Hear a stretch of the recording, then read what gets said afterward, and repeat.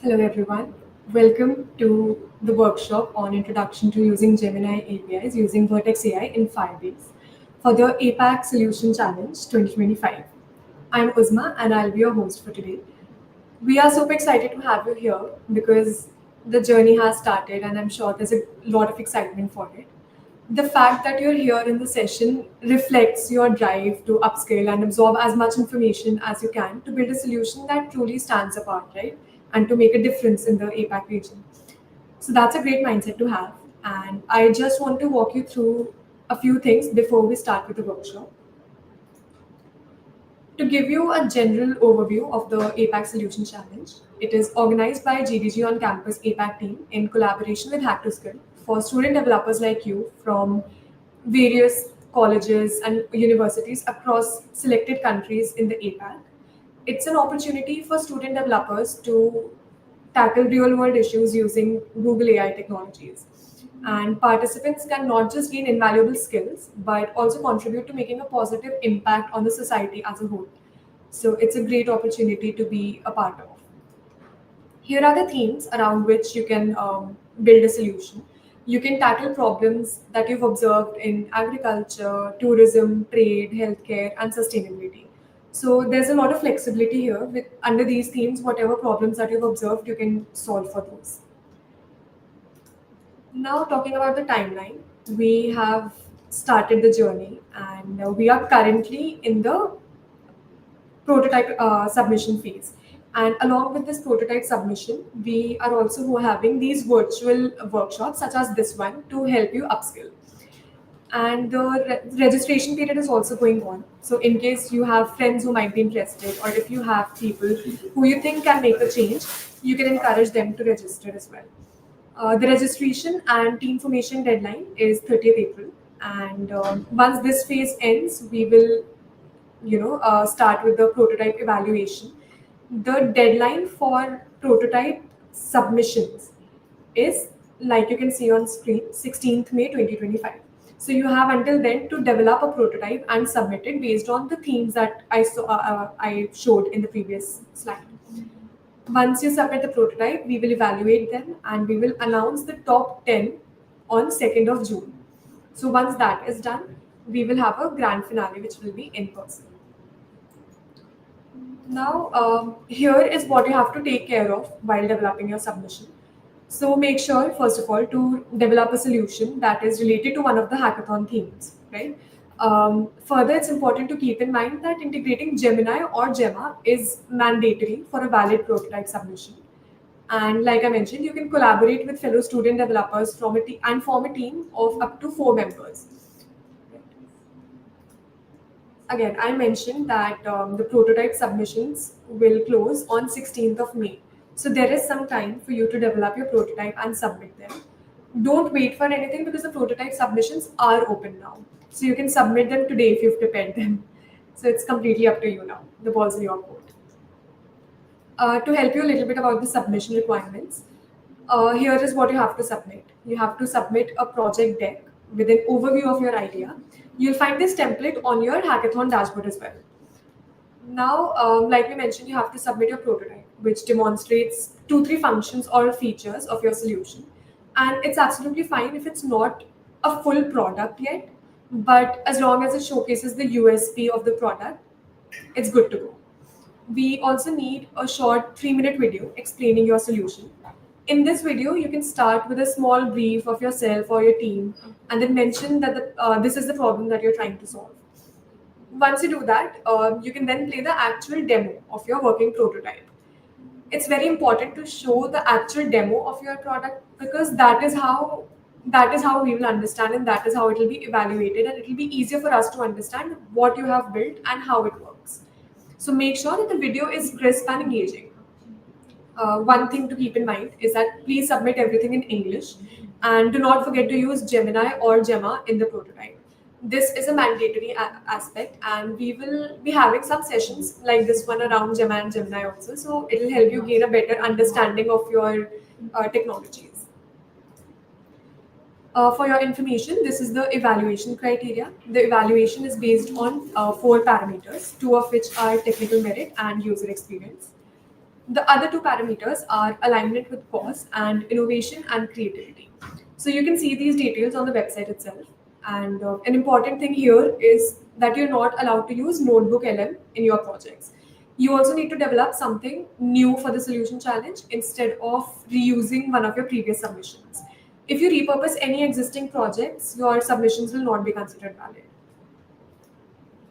Now, if you need any more motivation to develop something great, here it is. The best AI use case will take home 2,000 US dollars as cash prize. The best social impact project will also take home 2,000 US dollars. And there's one award, which is the People's Choice Solution, which will win $1,000 in cash prize. Now, moving to the main workshop, I would like to introduce you all to our speaker for today, Mr. Brett Morgan, a developer relations engineer, Dart and Flutter at Google. So, hi, Brett. Thank you so much for being here. Hello. Yes. Looks like I've got feedback. Sorry. Technology, how does it work? Okay, hopefully I'm good. Great. So, over to you. Okay. Woohoo, I can see my slide deck. Hello, everyone. I'm Brett Morgan. I'm a Flutter developer relations engineer at Google. I've been on the Flutter team for over 5 years, and I'm primary engineer for Flutter's Code Labs. So today, I'll actually be taking you through my latest and greatest code lab, but we'll get to that in a second. I've been a DevRel on various products at Google, blogger. Actually, I'm just going to silence my iPad. I'll come back to that later. Blogger, Google Maps, and now Flutter. And I have programmed in more languages than I care to admit. I've had quite a ride. You can find me on GitHub and LinkedIn, and of course now Blue Sky. So the itineraries for today. Today, I'm going to tell you about my LLM journey. I started out as someone who basically hated LLMs. And then I moved to someone who's actually very, very happy to use them. I use them on a daily basis. I'm going to take you on a Gemini adventure and show you how I use them. And then I'm going to take you through building a Gemini-powered Flutter application. Having just seen the requirements for what you guys are now building, I suspect this will be quite useful information because this is one of many ways of using Gemini in an application for users. And then a Q&A section at the end. Realistically, ask questions in the chat as we're going through, and I'll figure out in a second how to set up so that I don't have myself feeding back. So firstly, I want to ask a question of you all about what is your mental model of large language models, LLMs, the so-called Gen AI or the new version of AI, as it were. Is it just over-engineered autocomplete? Is it alien intelligence? Or is it an over-eager intern? Or finally, actually, no, not finally, statistical parrot or a lossy zip file of the internet plus some dice? My LLM journey from skeptic to advocate. I'm just going to poke my iPad and see if I can make it silent now. There we go.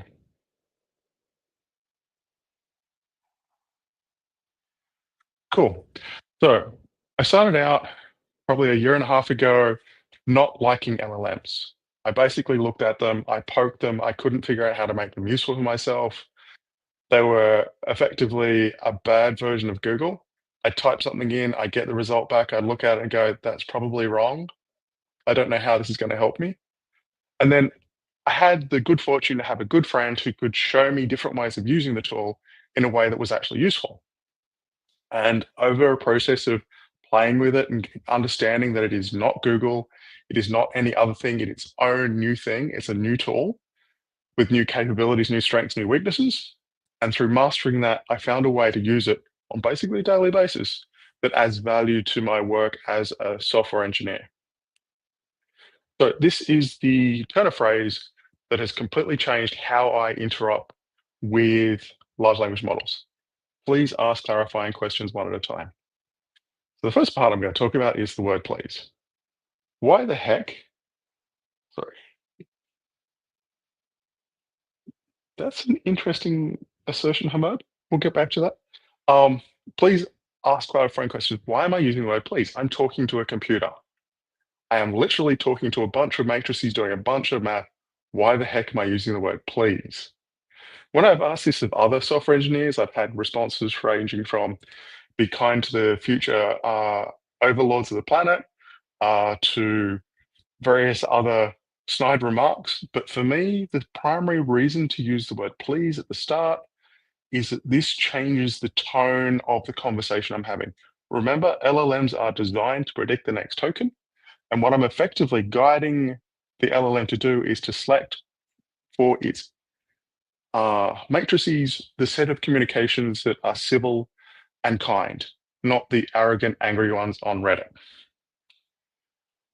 Next, I'm actually using this phrase, ask clarifying questions, as a way of getting the LLM to clarify my thinking by asking questions in a probing manner and getting it to go, okay, you haven't thought about X. What is your answer for X? And the last part, this is the part that has changed LLMs for me, one at a time. Usually, if you go, please give it some information, go, please ask clarifying questions, you'll just get this dump of 6 to 12 questions. Each one quite useful, but it's about as useful as Google just turning around and giving you all the results in the world. Then you have to sort through them. One at a time, this changes it. It turns it from this sort of wall of information into here's the next question. Here's another question. By the way, did you think about this third question? And this changes the timbre of the conversation because suddenly the questions start modifying based on the previous answers. This makes it interactive. This makes it reflective. This makes it useful in my world. So what I'm going to do, so I'm going to turn this into an interactive adventure because I'm sure all of you are sitting there going, I've been told I have to use Gemini, but how can I use Gemini? So what I'm going to do is I'm going to get you all to go to gemini.google.com, or if you're on a phone, or if you have a phone handy, you can also do this from a phone by pointing your phone at this QR code, which will also take you to gemini.google.com/app/download. They're actually the same QR code, hilariously, but this is basically telling you it works on both Android and iOS. So you can install the app, or you can use just the website. Either is fine. In fact, you can do this with other models like ChatGPT and so on and so forth. But you guys are supposed to be using Gemini, so you might as well get used to it. Use Gemini now, find out its strengths and weaknesses. And what I want you to do, again, I'm assuming everyone's got their things, is just type in this sentence as basically the question into Gemini. I'd like to ideate on the design of an application. Please ask me clarifying questions one at a time. Now, I'm going to give you some time to sit there and answer Gemini's questions about the thing that you're building. So I'm going to shut up for like 5-10 minutes and let you guys do the exercise.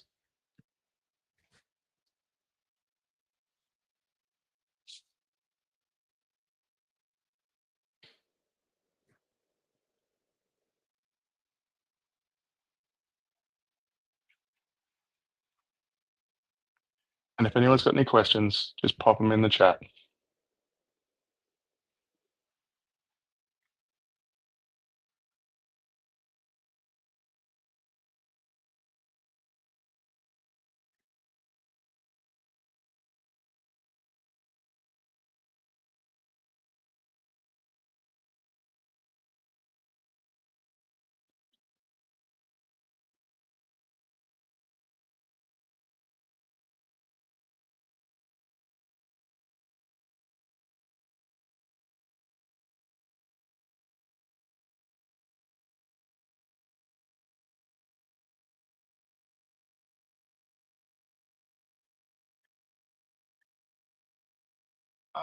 It's coding.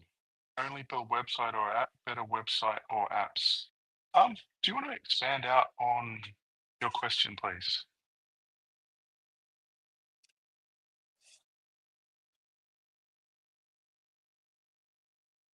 And also, Hamad, if it is used for small applications which can be solved with traditional methods, then LLM is over-engineered. I would argue that if you can use a traditional method for solving a problem, then absolutely use a traditional method, because traditional methods don't tend to be stochastic, which means that they're easier to test. Um, and we have a body of knowledge around how to create those solutions. However, LLMs give you access to a bunch of use cases that could not be solved using traditional methods. Ahmad again, I am looking to build some embedded system. Is it a fine solution challenge? So I am not running the competition, so I can't technically answer this question, but I would suspect as long as your solution uses Gemini or Gemma, and yeah, Gemma 1B, the 1 billion model, can run on fairly small systems. We don't know how small. 1 billion is still a fairly chunky thing, so maybe a small Linux computer. So technically embedded. Alternatively, you can use like an ESP32 and just make network requests to a backend that's then has all the network connectivity you need to talk to Gemma or Gemini. Difference between an LLM and an LCM. Well, Fuzzy, you're going to have to explain what an LCM is in this context. LLM, I assume you mean large language model. LCM, large convolutional model, perchance. I don't know what you're actually asking, so I need more context.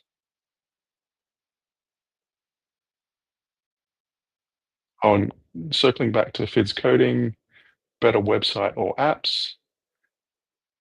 One of the great things about LLMs, which we'll get to in a moment, is that most of the fun and games with LLMs is all server-side.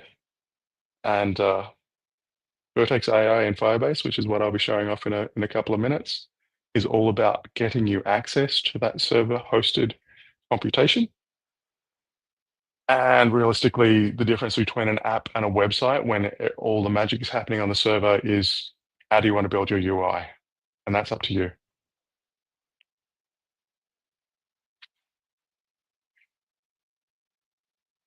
I can't answer how to show if your AI project has good social impact. I think that would be up to you to decide what your metrics are and demonstrate that your application has made a change in those metrics. Can Gemini integrate with MCP? That's actually a really fun question.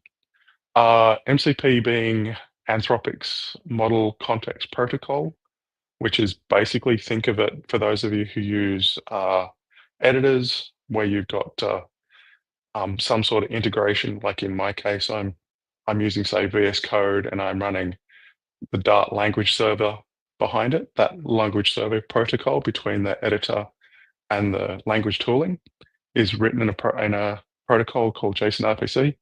MCP is also written in JSON RPC, and it's a way of exposing tools to a client that then talks. So the tool is called server. The thing that it's integrating is called a client, which is then run inside a host that then talks to a large language model. It's a little bit convoluted. It's all about security and not falling over. The short answer is, I believe today at Cloud Next, we released something called the Agent Toolkit, which then exposes the ability to integrate MCP tooling into Gemini, Gemma, and other LLMs. So the short answer is it's not Gemini directly using MCP.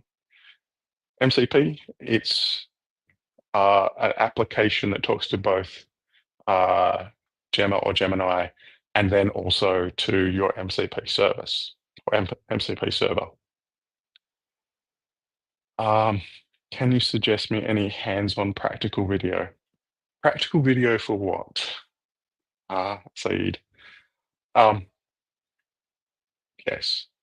I'd love any feedback any of you have on how you're going with this exercise. I'm happy to cut it short if you're not finding it useful, or if you are finding it useful, I'd love to know how it is being useful.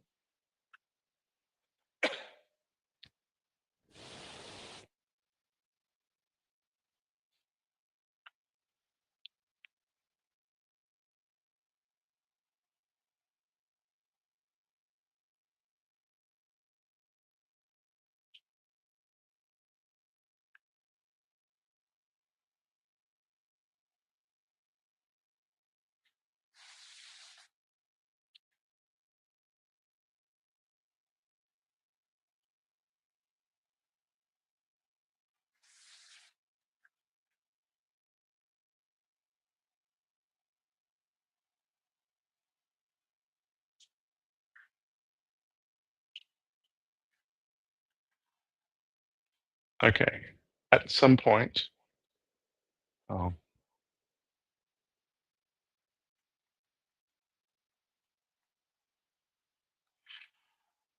at some point, your conversation with Gemini or Gemma or whatever model you're using will come to a close, and you'll want to actually have it do something useful for you.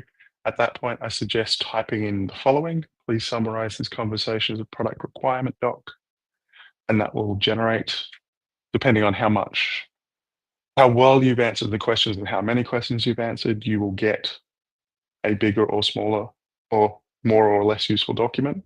But this is what you've been driving Gemini towards.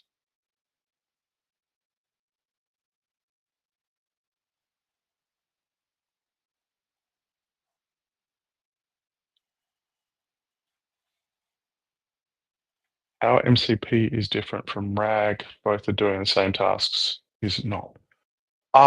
Okay. RAG, retrieval augmented generation, is a way of exposing databases to LLMs that are relevant to a query. So it's effectively, think of RAG as a way of augmenting a query with context that the system thinks useful. So RAG is not actually driven by the LLM. The LLM just gets a query where it has a system prompt, a bunch of context that a preprocessor has thought relevant, and the user's query. So it's a way of buttressing the query, if you will. MCP is different. MCP, what the LLM gets handed is a system prompt, a description of a set of tools. We'll get into this later. And then finally, the user query. At which point the LLM has the choice of going, I can answer this query directly, or I can do some planning and decide I'm going to use one of these tools to then help answer the user's question. But again, we're getting ahead of ourselves. I will actually demonstrate tool usage in the coding section in a minute. I want to do AI model inference on Cloud Run GPU instance, and I load a model on Vertex AI.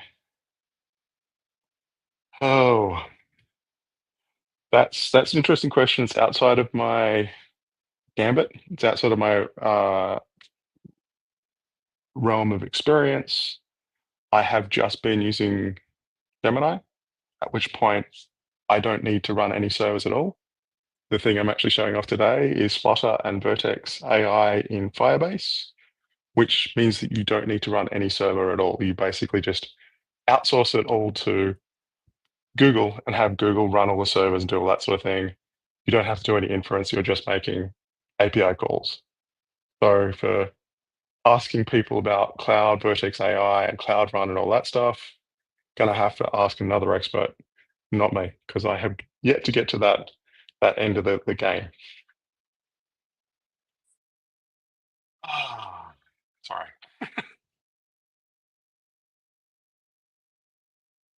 You tell me step by step phases to develop. Saeed, just so happens after this, I will go through the step by step to develop a Flutter and Vertex AI in Firebase solution, which is actually a code lab, which I'll give the URL to. So that will answer the question for one of the paths, and hopefully a fair amount of the content in this code lab will be repurposable to other techniques because we cover a lot off on things like prompt design. But, give me a second. And the last part of this interactive exercise is please generate a to-do list. So just stepping through the steps, right from the start, I'd like to ideate on the design of an application. So this is about prompting your LLM, giving it a job as you were. The next, please ask me clarifying questions one at a time. This is the one that turns it from just this device that's been tuned to answer questions into someone that becomes a conversational partner, which I find very useful. And then once you've answered a bunch of questions and the conversation has petered out, you then give the LLM a new task, which is to summarize the context. So remember, it's having this backwards and forward conversation that's creating a lot of context. Summarize this as a product requirements document. This turns it into organizes. This is where I love LLMs. I can have random ideas in my head and I convert them into a structured document. And then finally, please generate a to-do list. This turns around and turns a structured document that says, here's the thing I want to build, into here's a set of steps to build it. And as someone who builds samples on a fairly regular basis, of which we will see one in a minute, this is the really useful step, or this is the really useful process. I can go out, walk my dog, have a discussion with a computer about the thing I want to build, turn it into a document that I can read and verify. And once I have that, I can build out a to-do list that I can turn around and use to build that and build the app. So this, hopefully, has shown you all that there is a way to use large language models in a way that is useful to people. Because you can turn around and, going back to the original requirement, you can change the I'd like to ideate on to absolutely anything. Maybe it's a startup pitch. Maybe it's a legal problem, or so on and so forth. You've got I'd like to ideate on idea. And then please ask me clarifying questions. And then the LLM will ask you clarifying questions about your idea.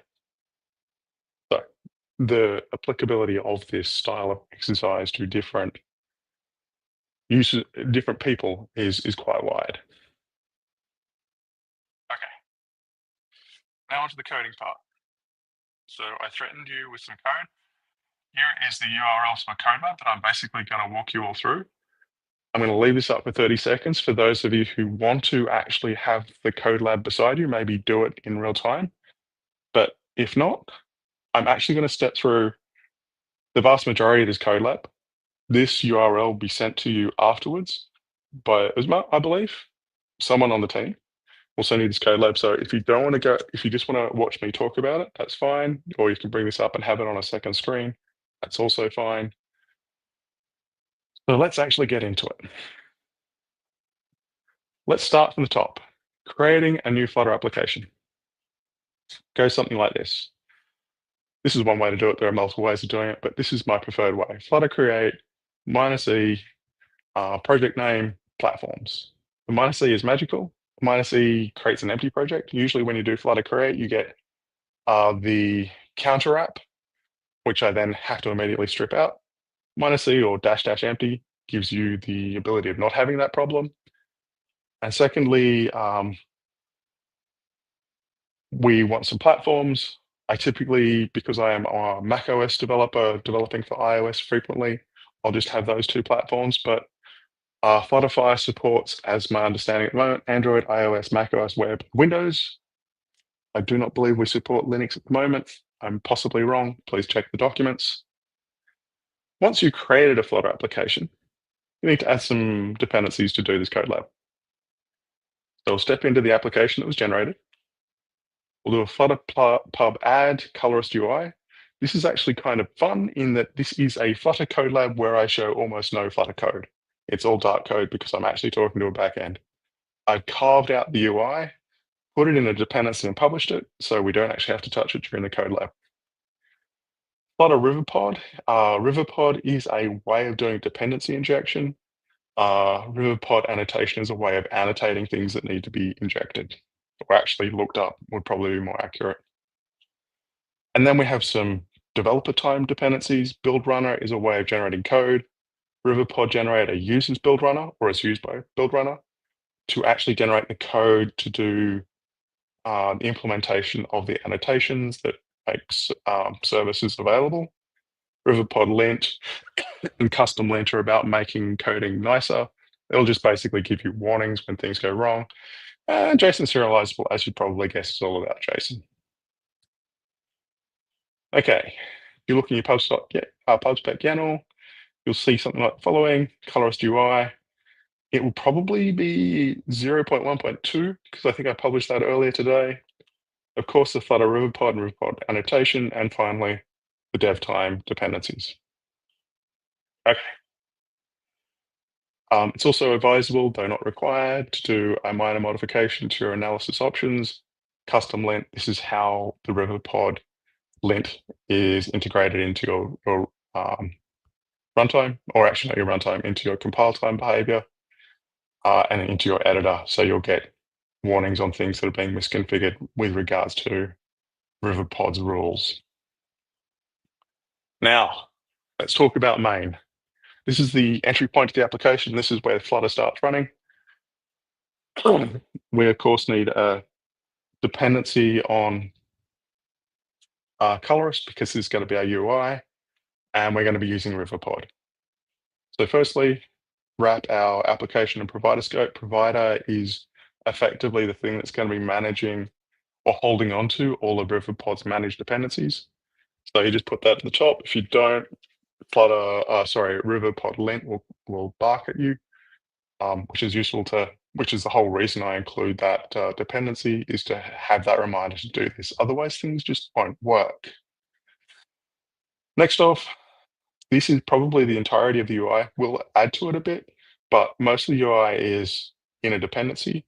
The important thing here is that we're giving effectively a callback for main screen saying, when the user types something in and I get a message from the user, I'm going to call something with it.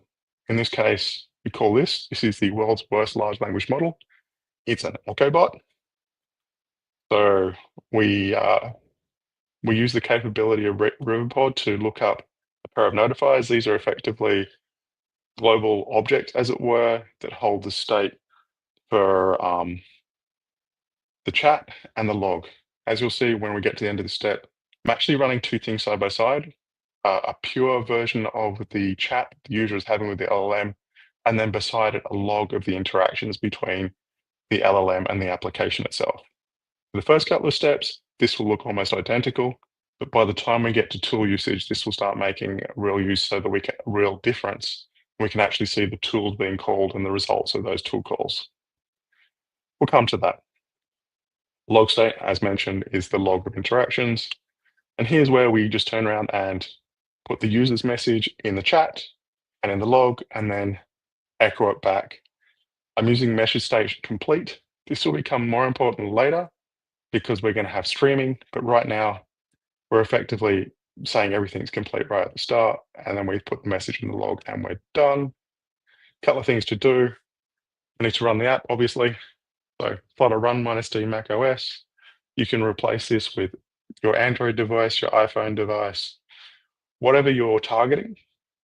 And finally, here's a version of the running app.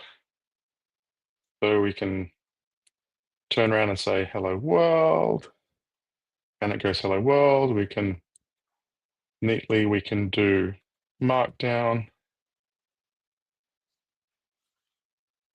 And you can see a little bit of difference between the interaction log and the actual chat.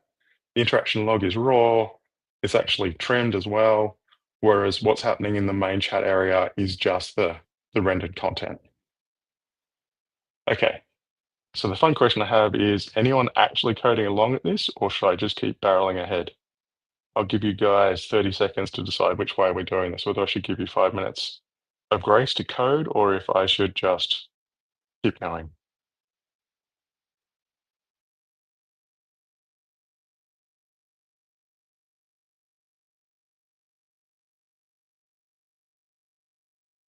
Please share the code.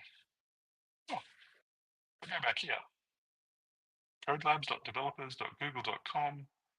/codelabs/Flutter Gemini Colorist.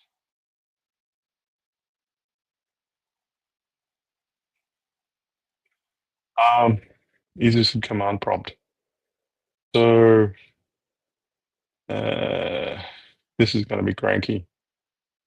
What you're seeing here is not actually a command prompt. This is a document. In fact, it's not even that. It's a presentation. It looks almost like a command prompt, but it isn't. This is just text with a highlight. But yes, these are the commands that you would type on the command line to get the things. So Flutter create will create you a Flutter application once you install the Flutter SDK. And Flutter pub add will add dependencies. Hopefully that answers that question.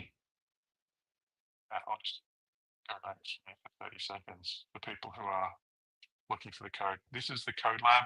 The actual code is linked from that code lab. It's actually on github.com/flutter/codelabs. And then look in there for the colorist directory, and that will show you the steps. Hopefully that helps you out. You can also, in the code lab itself, each page, actually, I can actually just show you the code lab. Let's just break out of here for a sec. Go to the code lab itself. Here's the code lab, and here's the steps we've been going through. So add dependencies, there's the pub spec. And if you click on, say, this link, it should take you to the code itself.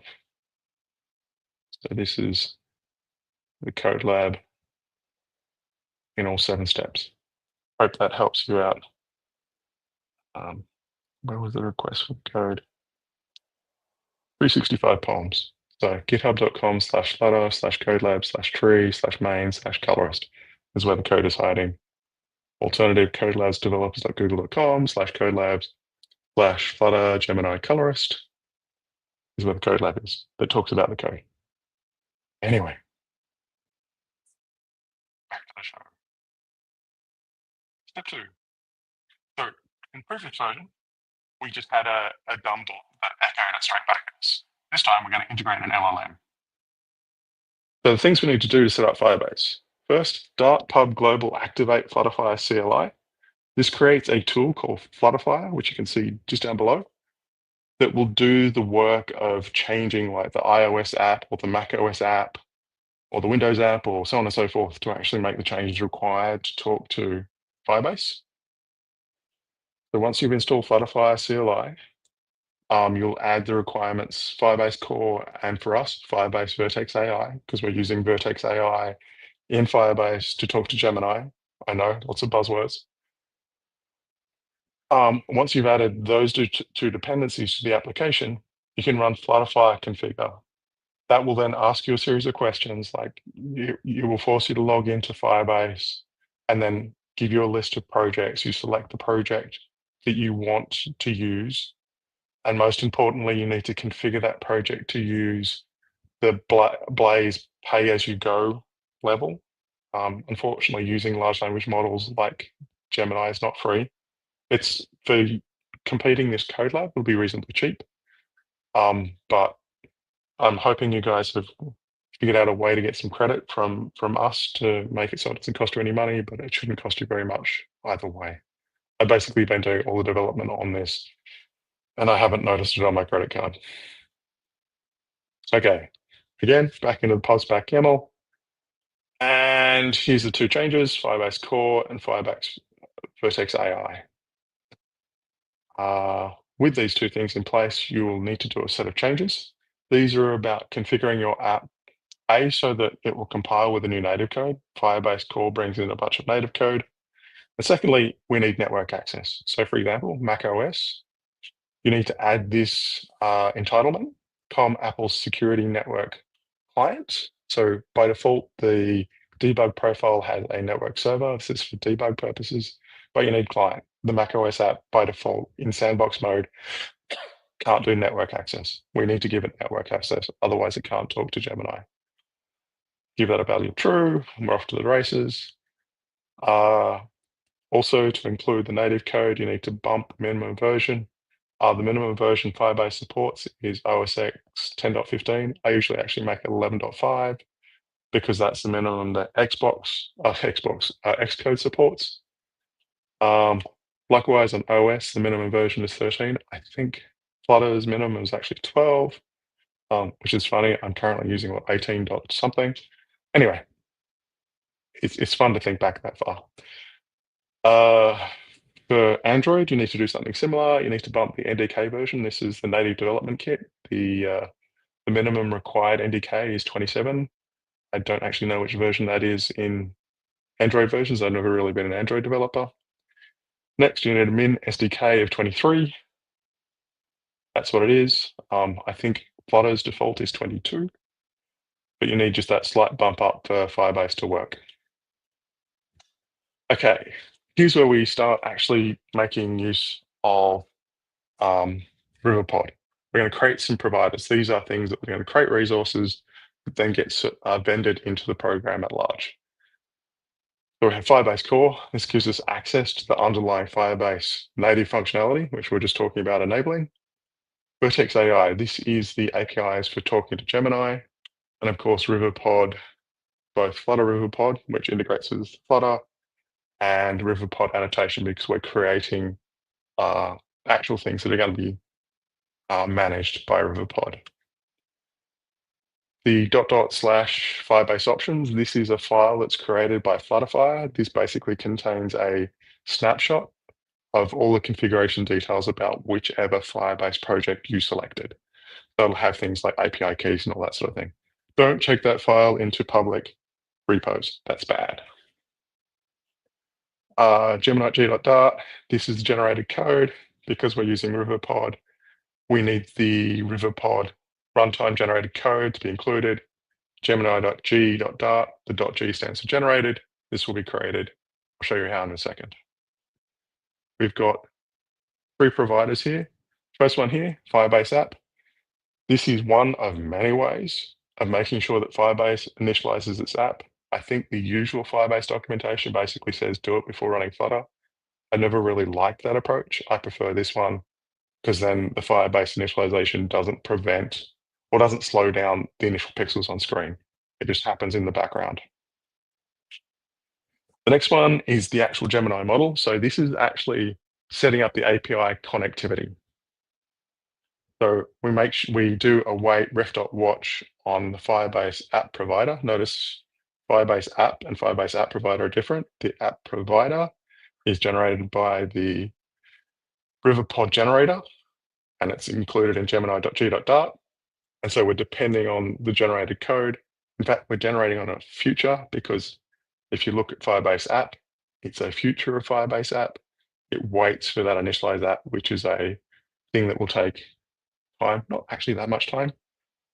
I've never actually seen how long it takes, but maybe a frame or two.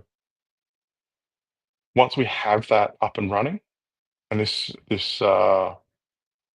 factory, if you will, for a generative model is async, so we can use a wait here. And once we have Firebase initialized, we can then turn around and use Firebase Vertex AI, the instance thereof, to create a generative model. And specifically, we're going to go with Gemini 2.0.flash. You can use 2.5 Pro, but you'll have to specify the specific version and all that sort of thing because that's still experimental. We will be coming back here as we add additional functionality, tools, for example, system prompts, for example. But for now, we're just going to have the raw, unvarnished access to Gemini. And finally, a chat session. This is useful. If you don't have a chat session, you won't have a chat. You'll have individual interactions where Gemini will not remember the previous things. So you'll have what looks like a chat, and you'll ask it a question, you'll get an answer, and then you'll ask it a follow-up question, and it will have no idea what you're talking about. Holding on a chat session, which you create by asking the, firstly, you wait for the Gemini model to be up, then you ask it for it to start a chat. The most important thing here is this is not Nat Riverpod annotation. This is Riverpod with a capital R and keep alive true. The difference being the previous providers Once they go out of scope, they get destroyed. Keep alive true is a thing that hangs around at scope in the provider scope. This means that the chat session doesn't disappear. This is important. Okay.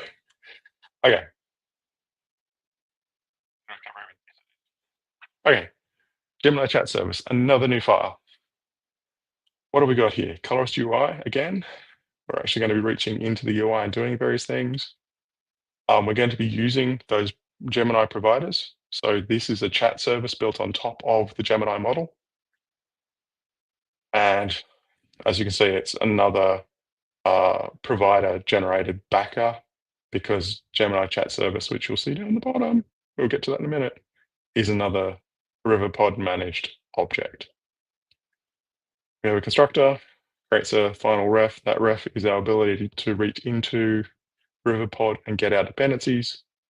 And this is the send message. So on the previous version, we had the dumb as rocks LLM, which just repeated back to you whatever you said. This one, we're now going to have the ability to integrate with Gemini. How we do that, we need to reach into the UI to be able to update the chat session.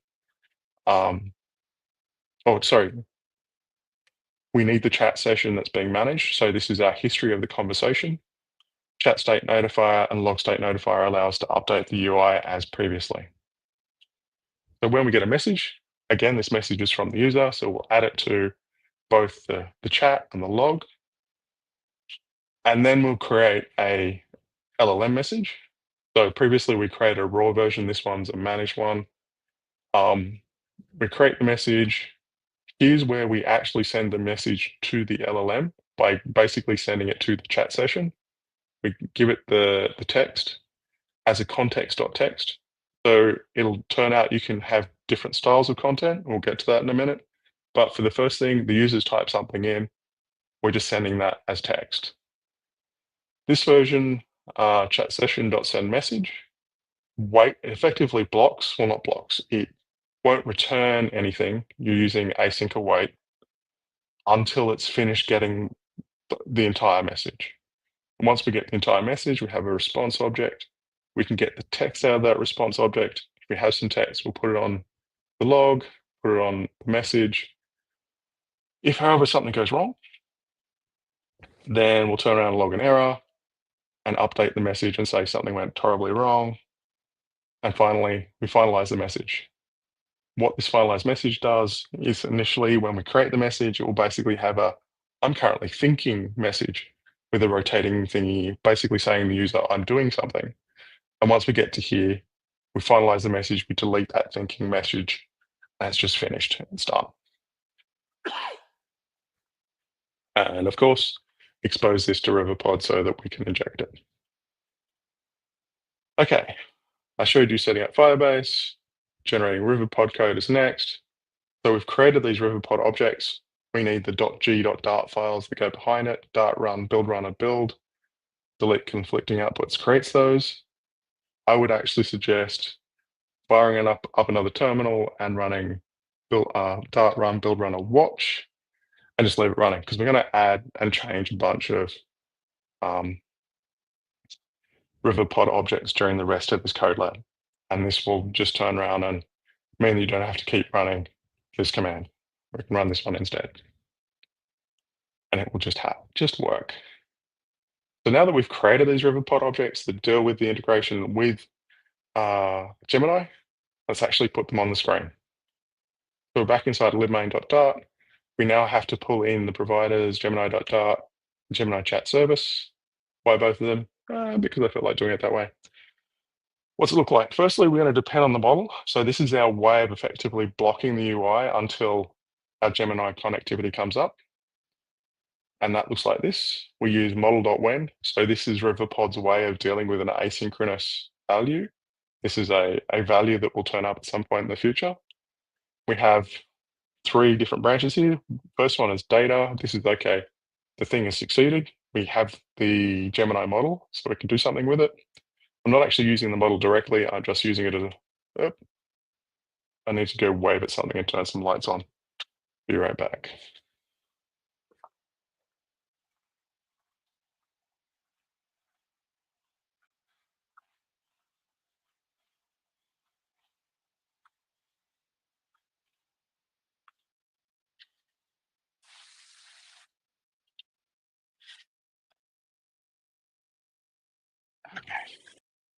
We have lights again. Woohoo! Okay, so this is the send message callback as previously, except this time we are now getting a Gemini chat service provider and sending a message. I'm to think of it, probably would have made more sense just to depend on Gemini chat service provider because it's also blocked on the model. That would make more sense. I'll make that change. Alternatively, if we're still waiting for everything to come up, we'll show the loading screen. I've never actually seen this. I don't think Firebase takes that long. And finally, if something does go wrong, we get an error screen. I have seen this. Usually when I forget to configure network connectivity. You'll see this, it will complain, it will say I can't talk to a server. Go make the changes to the native runner, like the Mac OS ones I showed previously, and you run it again. Okay. Again, run the app, and you'll get something that looks a lot like this. It's the same as before. But, instead of, what do we do, beep boop last time? Instead of getting an immediate reaction, you get something from Gemini itself. And I don't know, let's have something summary. So to give you an idea of what this application is about, this is an application to help you define colors, which is why you've got this big area of white up here and RGB and hash code here. But Gemini doesn't currently know that. Summary it is, I can offer you a few options, summary image description, a recipe. So I have completely failed to tell Gemini what it's doing here because I haven't given it a prompt, which we'll get to in the next step. And I'm going to turn to the chat and go, have you guys got any questions before I barrel on crazily into the future?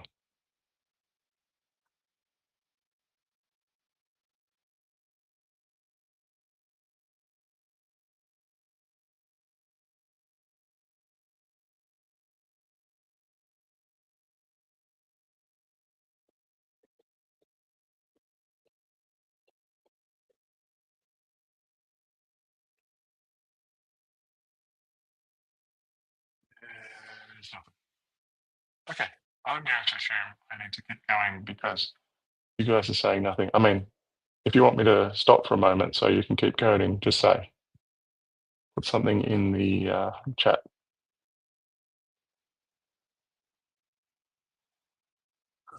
Step-by-step method to install Flutter and then proceed from there.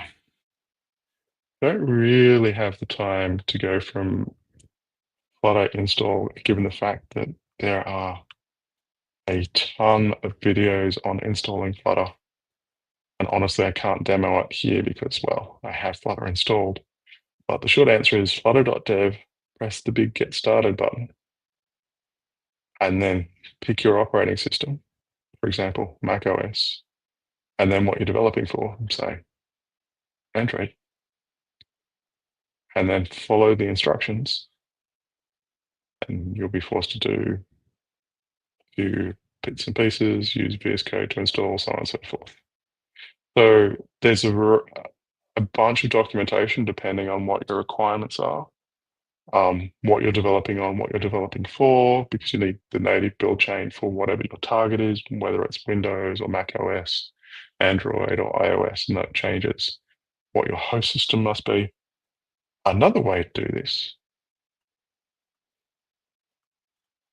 I think we've changed its name, Project IDX. Does this? Firebase Studio.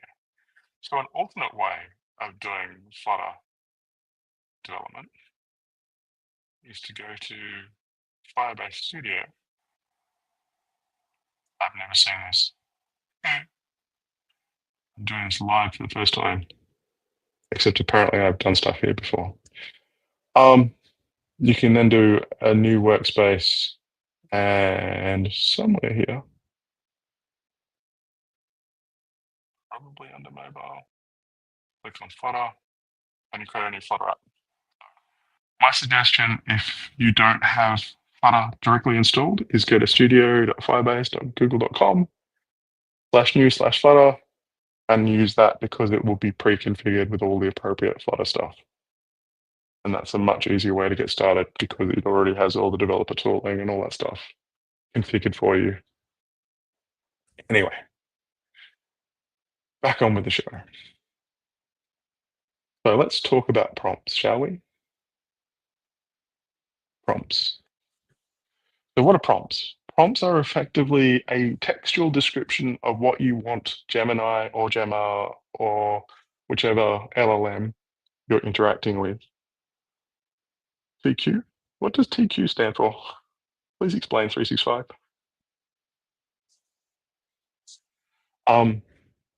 System prompts are a way of effectively preceding the conversation and giving Gemini guidance as to what you want. In this case, we've got color system prompt. This is really for us, but Gemini is used to seeing documents, so this is the useful way of setting up. This is just all Markdown. We're giving a description. You are a color expert assistant integrated into a desktop application called Colorist. TQs, thank you. All good, 365. You're all good. Your job is to interpret natural language color descriptions and provide the appropriate RGB values that best represent that description. So here we're giving Gemini a job. We want it to do a specific thing. We turn around and give it some capabilities. So you know about color theory, how to translate natural language. And then we give it a specific script, analyze the description, determine the appropriate RGB values. And then we tell it how to respond. So we give it sort of like these guidelines, acknowledge the color, interpret, and then we give it a what's called one shot. Here's an example of how to interact with the user. User says, I want a sunset orange, and then you respond with some verbiage and RGB, and so on and so forth. And this should look slightly familiar when a description is unclear. If a color description is ambiguous or unclear, please ask the user clarifying questions one at a time. That should hopefully be familiar from the exercise previously. And then we sort of round things up by giving Gemini guidance on what to do. Always keep RGB values between 0 and 1, format them in a specific way, so on and so forth. Okay, now that we have a prompt, just remembering this is an asset system prompt, we need to make a slight change to postback.yaml. Down the bottom here, under Flutter, we turn around and say we have an assets directory, include all the files in that directly in that assets directory. Now, we're going to make that available to the program. We do that again using RiverPod. And what we're relying on is the root bundle, which is under Flutter services, to actually load that string from our asset bundle. And that's obviously a feature because loading strings takes time. Gemini Dart. So this is our Gemini provider. This is where we bring up the connectivity to Gemini and to Firebase. We're going to rely on that system prompt. We're going to wait for it. So not only are we waiting for Firebase to come up, we're now waiting for the stuff to come off disk. And we make a slight addition to how we create the generative model. Previously, we specified that it was Gemini 2 Flash. We're now giving it a system prompt. So that's effectively, once it starts the conversation, the chat session, right at the top of that chat session will be this description of what Gemini is supposed to do. And here we are. We're back in the app again. So this time, what did I say last time? I'd like something summary. As you can probably tell, I'm in Australia. It's just the end of our summer. And this time, instead of having that wall of all the things that can be summary, it's like, when you say summary, are you thinking bright, vibrant color or something more relaxed and beachy? Goes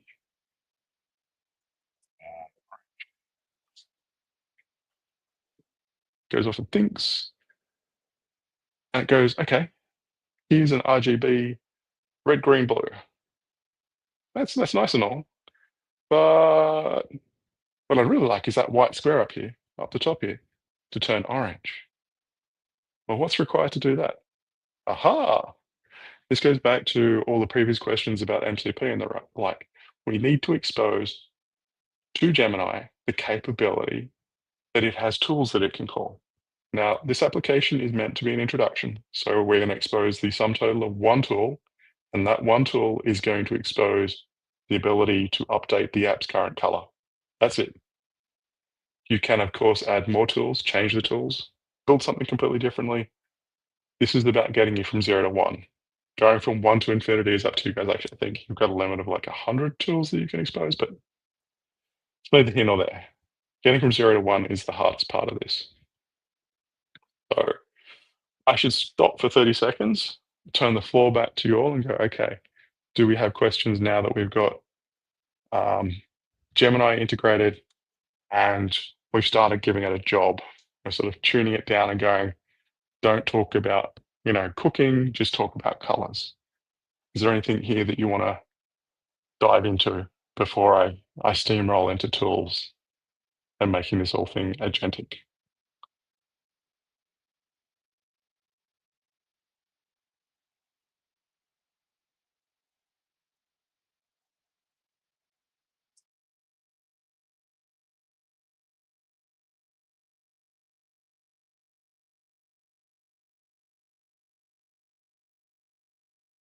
I think, okay, function, no. Can we change the whiteboard color to pink or purple? In about 10 minutes. I've got to not only expose tools to Gemini, but then interpret those tools and do something useful with them. I promise we'll turn it pink or purple after the next 2 steps. I promise. Let's get on with it.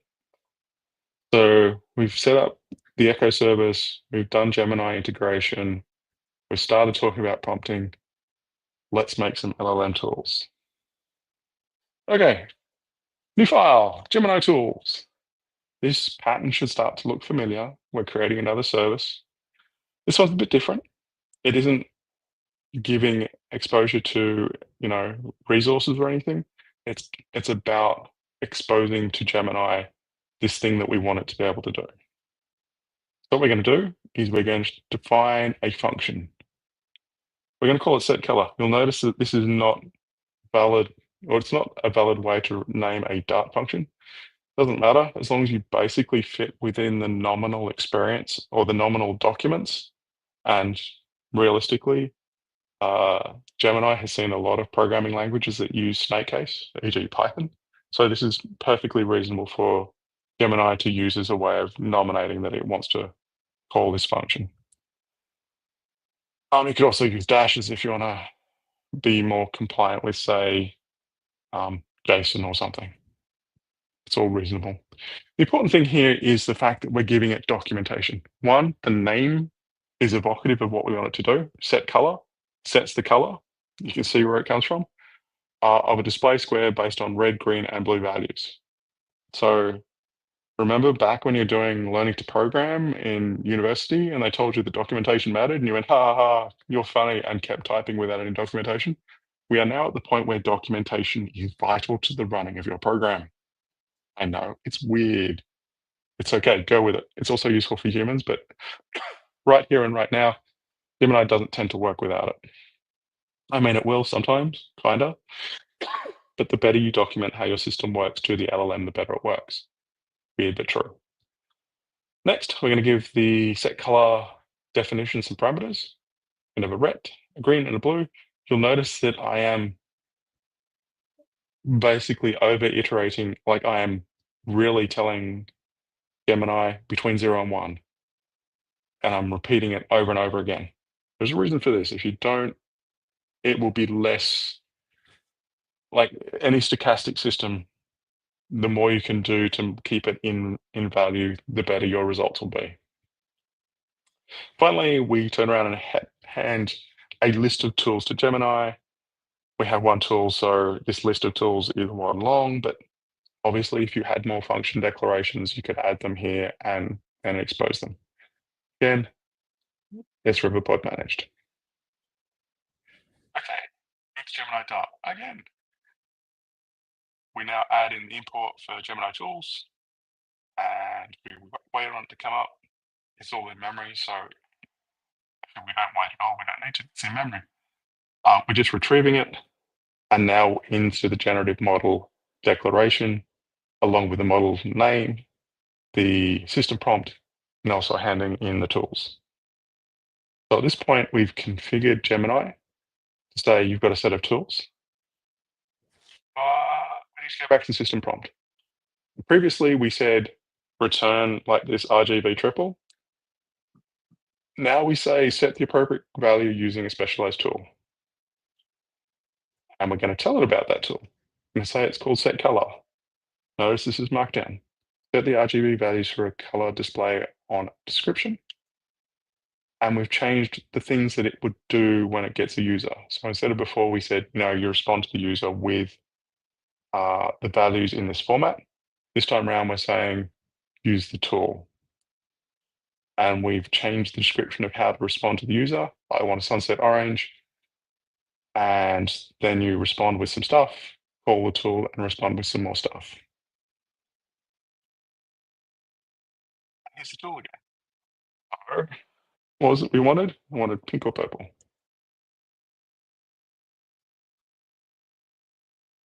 Pink or purple. Okay, I can set the color pink or purple, but those are fairly different colors. Do you want to have a preference? Let's go with pink. And it's come up with pink as a charming color and doesn't do anything. If you remember our definition in the prompt, it was have some verbiage, call the tool, have some more verbiage. We aren't getting anything because you can't see it in the interaction log. It's attempting to call the tool and we're ignoring it. So yes, we should probably implement the part where we actually respond to Gemini attempting to make a tool call. But I'm going to take 10 seconds out, grab a drink, and let you guys ask any questions about what we just saw, or didn't see, in fact. Yeah, come back.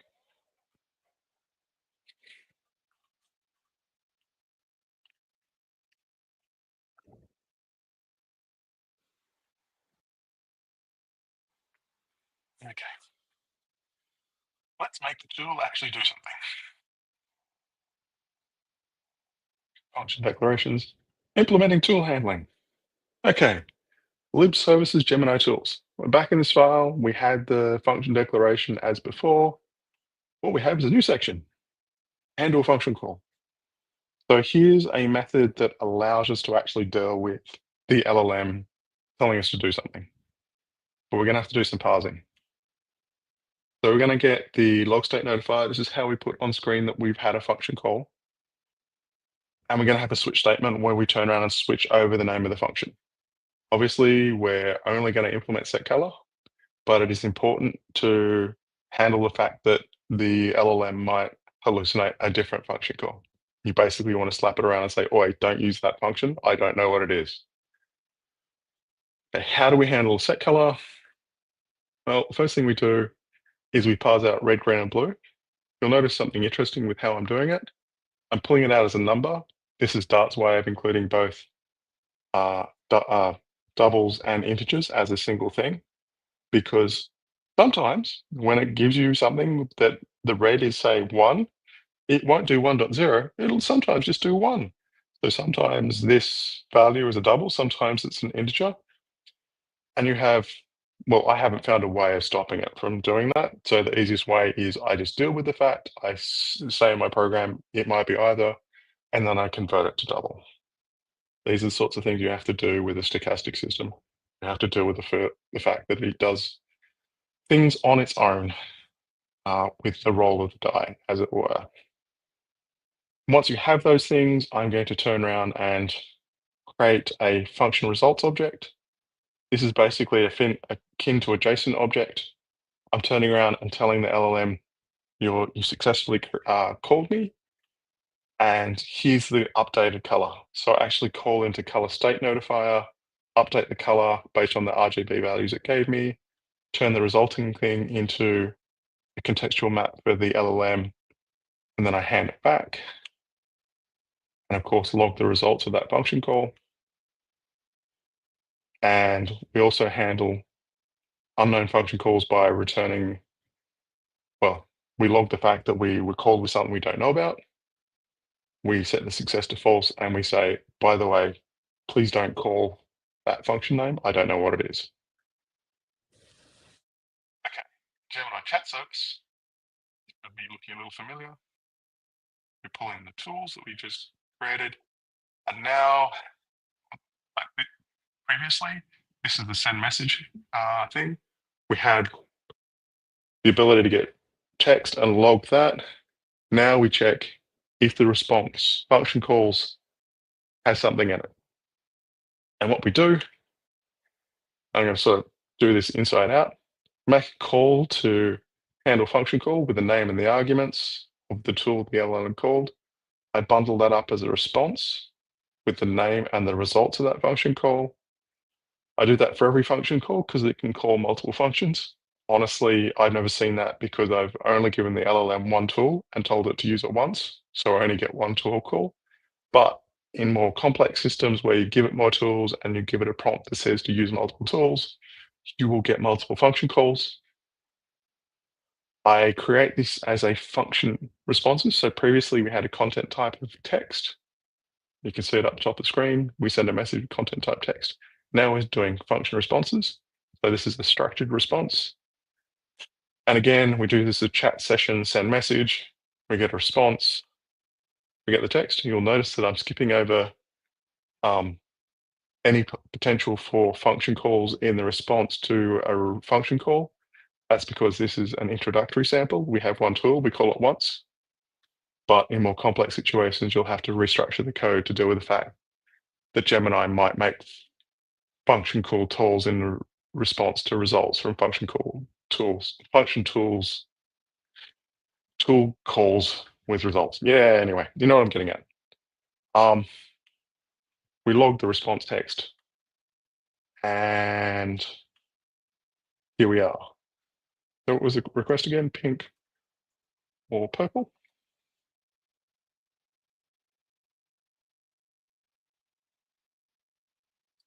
A blend of pink or purple can create a beautiful complex color. To best capture what you're envisioning, could you tell me if you prefer pink that leans more towards purple, with more blue tones, or a purple that leans towards pink? Let's go purple with tones pink. There you go.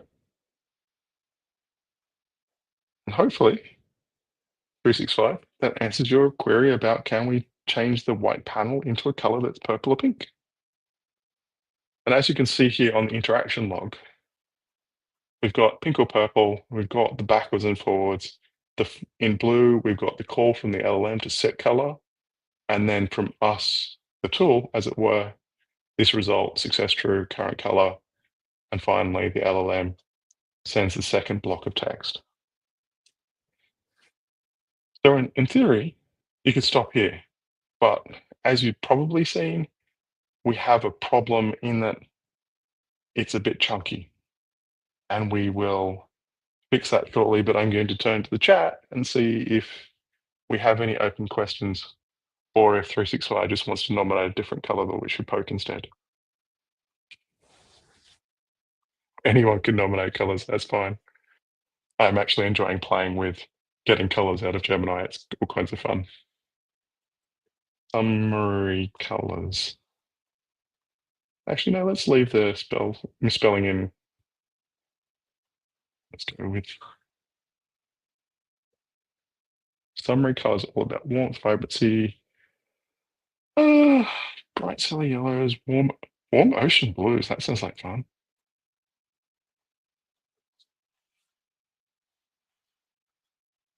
Yeah, that's neat.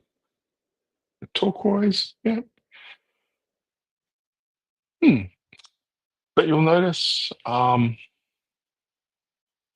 we get a blob, some thinking, and another blob of text. Uh, Given the fact that it's interacting like a human, I'd like to see the text as it's appearing. So let's fix that next. Streaming responses. So pretty much anyone who's interacted with Gemini or ChatGPT or Anthropic, Claude.ai has seen the text appear in characters or sort of subword units. Actually, they're being driven by tokens. So how do we replicate that effect? Well, it's actually not that hard. It does mean our code is a bit more complex, but it is well worth it for the interactivity. It means the time to first interaction, as it were, is a lot quicker. So let's have a look. Conversation state. So we've actually got an interesting problem in that we can't start a new conversation till the previous one has ended. I kind of skipped over that so far, but now that we're getting into a situation where we start having conversations stream in, we should probably fix it. Part of this is on the UI. The UI will block input while a result is streaming in, but it has other implications we'll get to shortly. What we're going to have is a new piece of state that flips between idle and streaming and changes what the UI is doing. So let's go and get that conversation state. And if we're currently busy, then we log a warning to the log state and we turn around and get the conversation state provider notified. This means we can change the conversation state. We can change it to busy. Now, here's where we actually change the first major change. Previously, we've used chat session.sendMessage. We now do .sendMessage stream. This naming is a little bit odd in that we're not sending a stream. We're still just sending a content text as a blob. The result is a stream. So probably better name send message as result stream or with result stream, something like that. But this is the name we have. The important thing is the response stream we get back is different. We can't just do response stream.text because we get text in blocks and function calls in blocks. And because of this complexity, previously we had the thing where we were just dealing with it all in line. I pulled it out as helper method. You'll notice we await a process block and then we await the whole full thing. So effectively, we're getting chunks down from the API that we're dealing with individually, and some of those blocks are function calls, some of them are parts of text. So we deal with all of those. And finally, previously where we finalize the message, we also now setting the conversation state back to idle so the user can then type in follow-up commentary. This is the process block. So this is each block that's coming in from Gemini.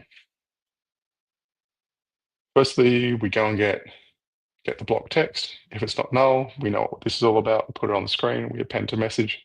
Previously, this was the whole block, so the before or after function call.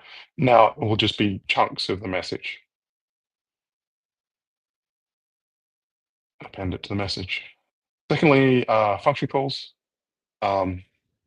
This is as before, pretty much. The main difference being instead of previously we did send message, we now do send message stream. So we have the same thing as a result of a message, as a result of a function call.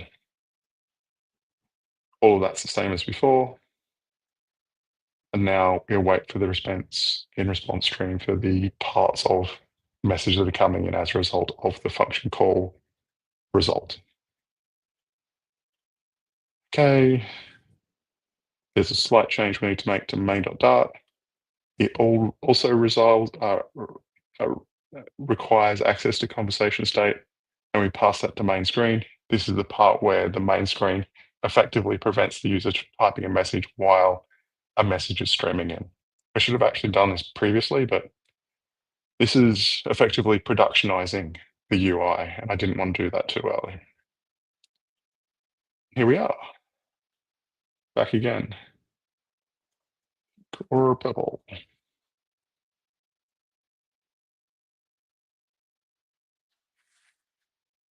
Let's go with reddish pink. You'll notice that even though the question is basically the same, we get completely different answers. This is what I mean by a stochastic system. And as you can see this time, we're getting blobs of text coming in one at a time. And yeah, we now have a streaming system.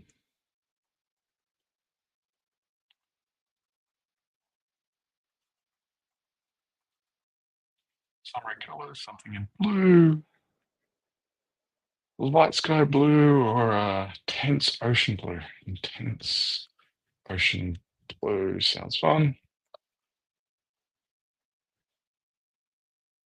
There we go. Maybe a hot pink. for the ice cream on the summery day.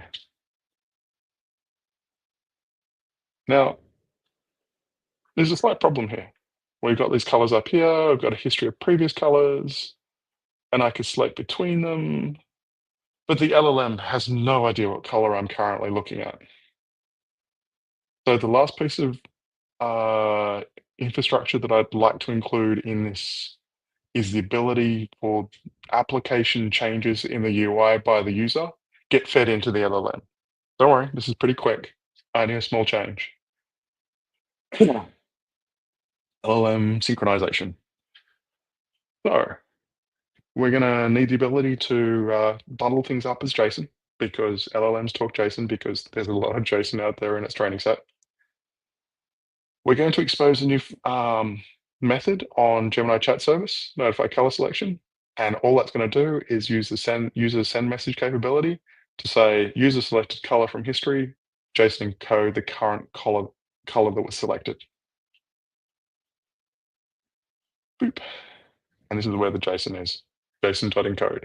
So we're taking this color object that was an in-memory representation with red, green, and blue and hex, and we're bundling it up as a JSON object and feeding it down the line as text.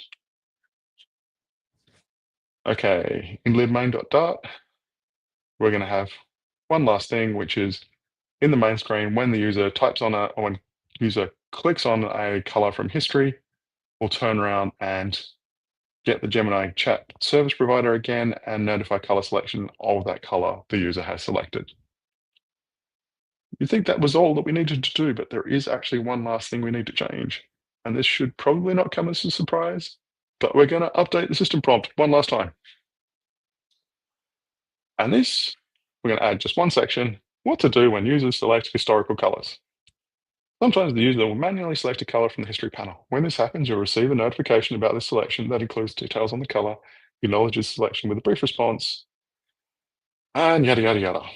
And we give another one shot and we go, here's what the user selected.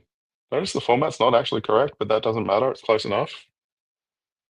And we give the LLM an idea of how to respond in that case. And with all of that, let's create some more colors. Let's go with a pinkish red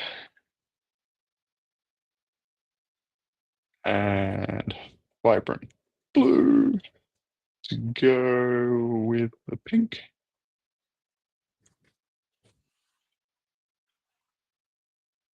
Oh, neon electric, deep ocean,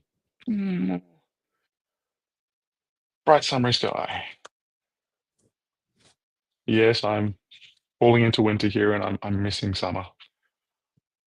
And the green of new plant growth.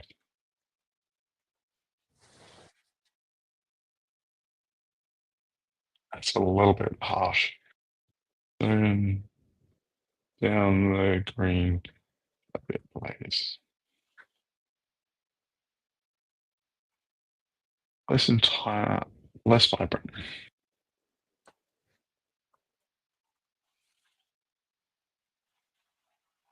Yeah, that'll do. Okay, now we've got a set of colors. Now we want to be able to, as the user, click on something. And now we've told the LLM, the user has selected color from history.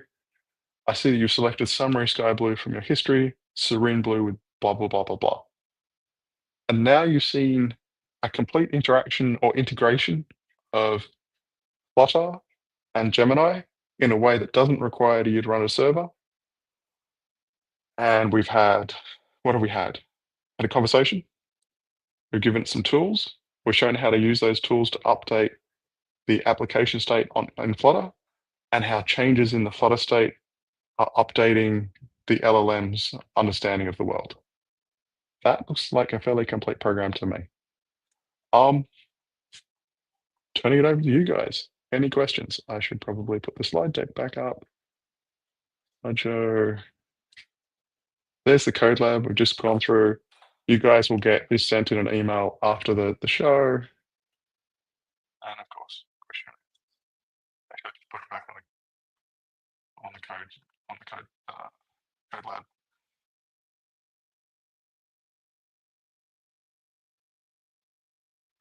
365, I believe there will be, but that's not my thing. There is, however, also the code lab, which you'll have access to.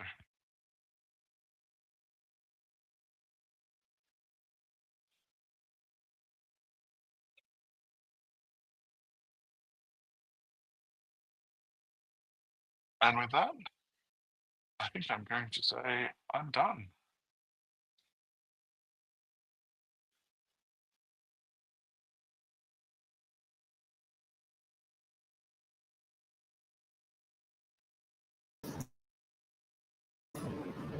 Great. Thank you so much, Brett.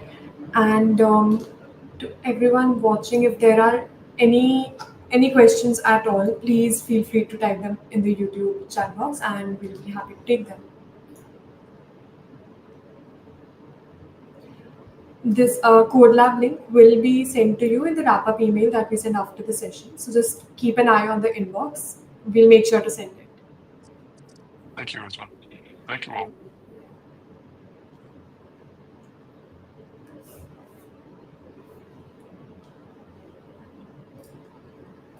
So if there are any queries, please. Deadline April 6th. Rizwan, I'm going to let you handle this one. I don't Yeah. have enough. Well, according to the timeline, even on the website, the prototype submission is 16th May, not 6th April.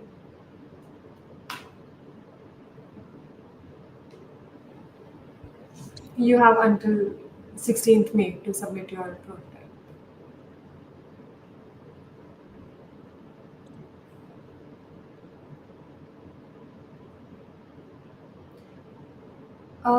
I think you are confusing the APAC Solution Challenge with the Solution Challenge that happened in India.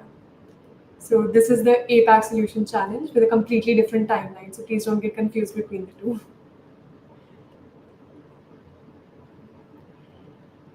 If there are any other questions, please type them in the chat box.